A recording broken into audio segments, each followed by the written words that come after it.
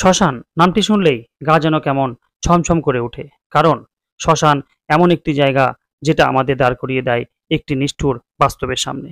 আজকের এই ভিডিওতে আপনারা দেখবেন তারাপীঠ শ্মশানের সম্পূর্ণ তথ্য, কিভাবে এই শ্মশান মহাশ্মশানে পরিণত হলো, আরও জানবেন এই তারাপীঠ মহাশ্মশানের বিভিন্ন অলৌকিক শক্তি সম্বন্ধে। নমস্কার বন্ধুরা, আমাদের চ্যানেল ডেপ ট্যুর ব্লগে সবাইকে স্বাগত জানাই। প্রথমেই বলি, এই তারাপীঠ মহাশ্মশানে কিভাবে পৌঁছবেন।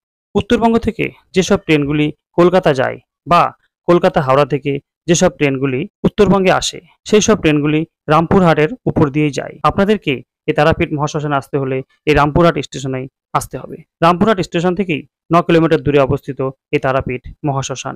স্টেশন থেকে অটো পেয়ে যাবেন জনপ্রতি ভাড়া 30 টাকা। পূর্বের চণ্ডীপুর গ্রাম, যার বর্তমান নাম তারাপীঠ, হিন্দু ধর্মের পবিত্র ও জনপ্রিয় সিদ্ধপীঠ হলো এই তারাপীঠ। প্রত্যেক দিন প্রচুর ভক্তরা আসেন মা তারাকে দর্শন করতে।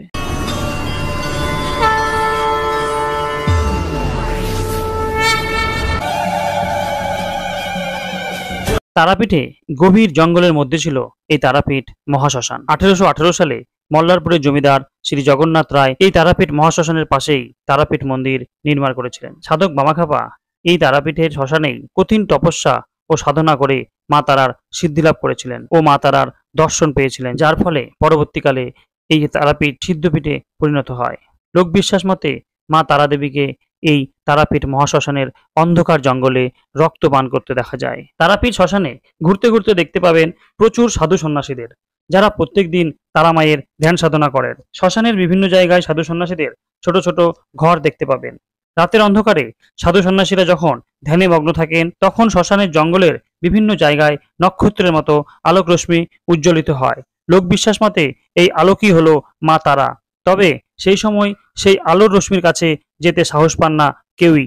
এই শ্মশানের পাশ দিয়ে বয়ে চলেছে পবিত্র দ্বারকা নদী। এই নদীতেও আছে এক অলৌকিক শক্তি, যেটা হলো এই নদী উত্তরবাহিনী। হিন্দু ধর্ম মতে উত্তরবাহিনী নদী খুবই গুরুত্বপূর্ণ।